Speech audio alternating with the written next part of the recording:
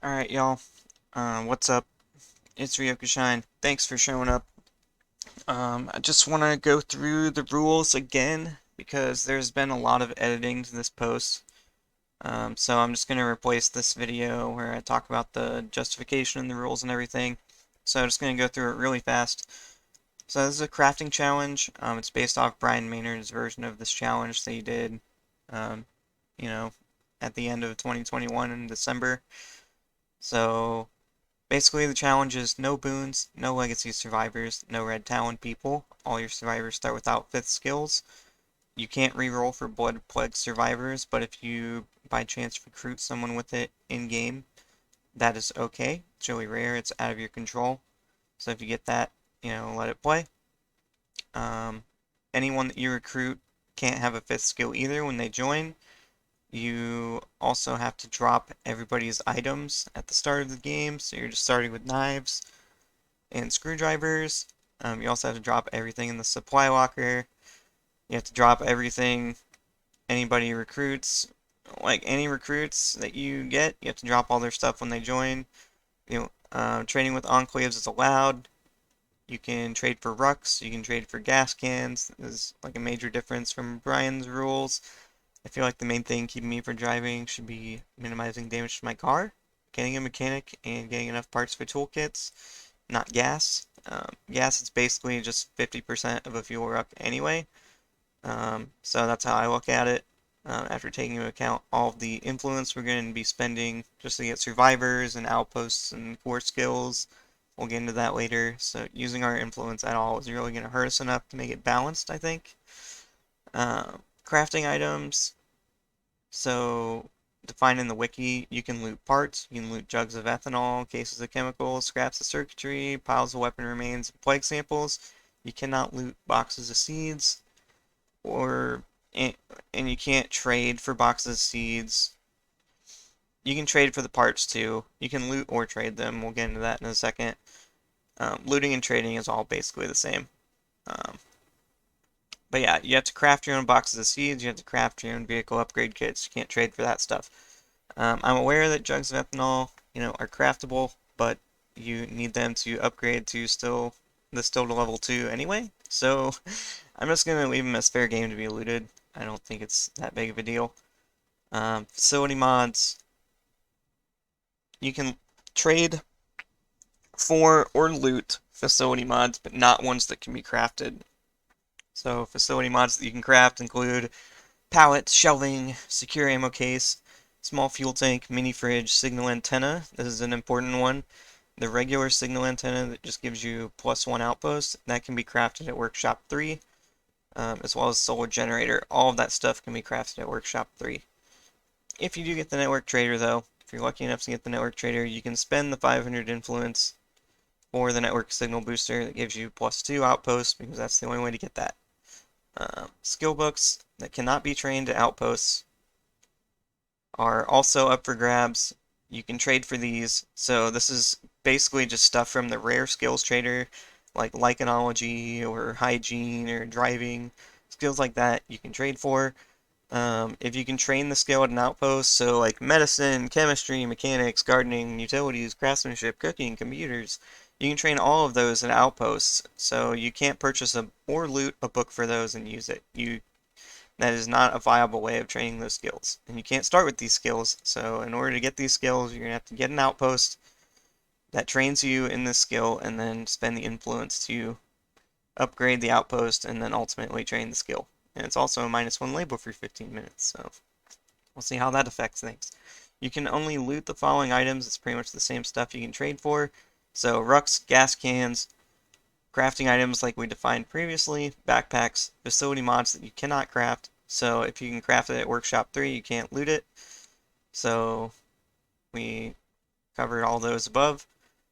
Looting luxury items is not allowed. You have to craft your own still. Looting, and we talked about the skill books. Alright, so daily supply runs. So like this is when your community just goes out and finds stuff, and then they bring it back, and you get a little message on the top left of your screen telling you, hey, your community found like snacks and Molotovs and whatnot. So if your community finds items that your community finds like that can only be kept if you have actually crafted the item before and have the facility installed that's needed to craft the item and have the knowledge to craft the item. So if you just started the game and your community finds snacks, but you don't have a kitchen installed yet, then you can't keep those snacks. And you also have to have actually crafted snacks once before as well. This is just so that like you're basically teaching your community to craft it um, before you allow yourself to be passively supplied with it. Um, yeah. So keeping those items requires the initial investment of resources, the facility, and the knowledge of how to create the item. I think a better example is Molotovs because you can actually craft snacks and bandages and weak painkillers without knowledge of, you know, chemistry and all that stuff and medicine. You don't have to have the knowledge of those things, but you do have to have the facility. But Molotovs, you actually have to have chemistry too. So if your chemist dies and your community comes back with Molotovs, you can't keep those because you can't craft them at that point in your run. So let's see, you cannot loot items to salvage them for parts. It's pretty self-explanatory, so no like grabbing guns off of plague hearts or melee weapons off of plague hearts or whatever and then salvaging them for parts. That's not allowed. Guns awarded from quests are not allowed, so the only way you're going to get a ranged weapon really is to craft a crossbow. Uh, Radio calls, so you can call Rux, you can call in new enclaves, you can use any enclave radio command that you earn. They're, I think enclave bonuses added to the strategy, but we'll talk a little bit more about them in a second here. So you can call the Daybreak Trader, but you must already have a Workshop 3 before you do it, and the only thing you're allowed to buy is the Red Talon Workshop. There's not really any significant difference from Red Talon Workshop to Workshop 3, but basically you could demolish your Workshop 3 and then put in the Red Talon Workshop, and then you can like mulch all those materials. It's basically like a reward for progressing that far in the playthrough. But you have to actually build the Workshop 3 first and then make that choice. So, yeah. Um, you could also just have an additional you could just use it to like have an additional workshop in your base so that you can make more ammo if you wanted to. So you could craft more bombs and stuff quicker. That's the other reason you might want to do it. So no supply drops. So the exception is Independence Day. You can call this to get the facility mod, but you have to drop everything else in that supply drop. Some enclaves have supply drops as their bonuses as well, but you're only allowed to keep items from the drops that you have the knowledge and facilities to craft, similar to how the daily runs are handled. Example is if you call for roadside assistance and it gives you an advanced toolkit, but you can't craft those, then you can't keep that. Same if it gave you like toolkits and your mechanic died or something, you know? That's basically the premise behind that. So no vehicles except ones provided by Allied Enclave radio commands, so like the salvage vehicle call is allowed. If you go through that whole quest line on this challenge, props to you. You're gonna have to kill a Juggernaut, and it's a long quest line, and you earned it if you're really gonna do that while you're just have a knife and a crossbow and some throwables. You earned that. Alright.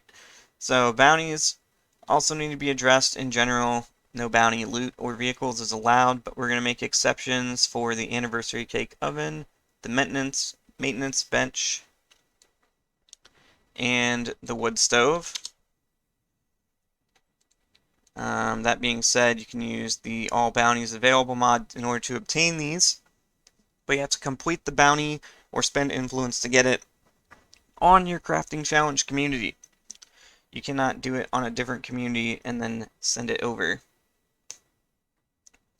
Everything that you do has to be done on the crafting challenge community. You have to earn it on your crafting challenge community. The improvised weapon crafting station is not allowed. It basically lets you craft rifles, and because not everybody's going to have access to this mod, I don't want it to be like too game breaking to be able to get this from bounties. So I don't know, I might revisit that later if it's just not fun to not be able to get a rifle. They are pretty expensive, but it also lets you craft like melee weapons, and it basically just messes up the progression of the game. Because like you can craft things without knowledge of mechanics or craftsmanship if you have enough parts to do it. So it really does kind of mess up the progression of the game. So that's why we're not allowing it. Um, well, I'm not allowing it.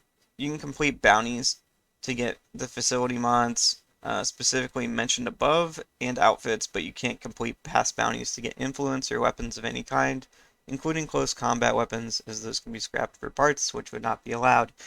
This is just like personally addressing cheese. I didn't cover, let's see.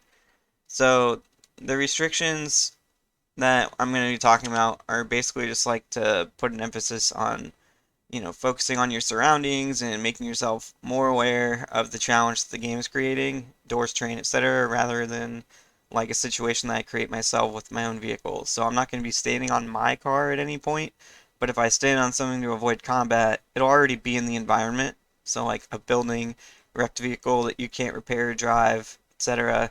Not my own vehicle, and I'm not going to be standing on beds either, just because it really doesn't make, it's like, it just doesn't make sense. You know what I mean? Like, they're right there. They could totally reach you. Like, it's just kind of, it looks stupid. So I'm not going to be doing that.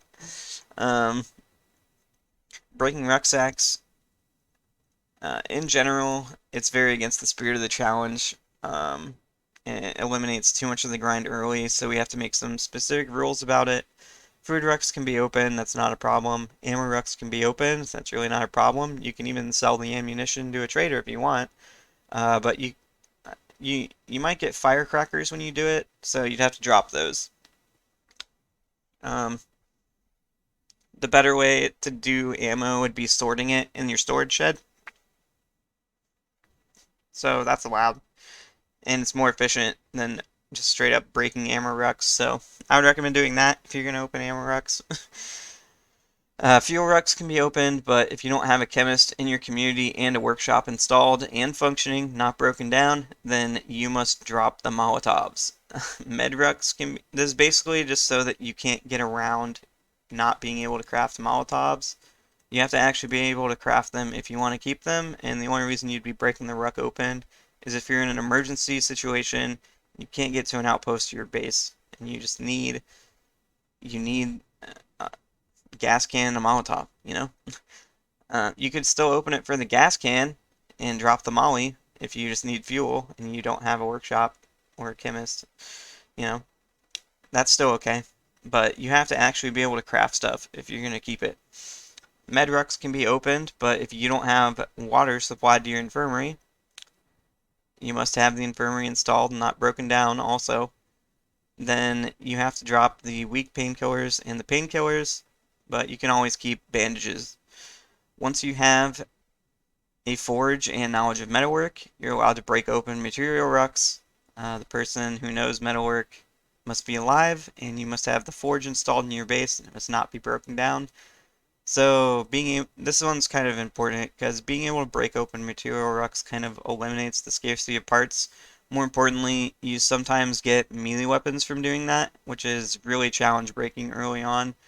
But once you meet the criteria, like set above, having metalwork and having a forge, then uh, it's not very challenge breaking at all to do it. So you just have to have a forge and knowledge of metalwork to break them open.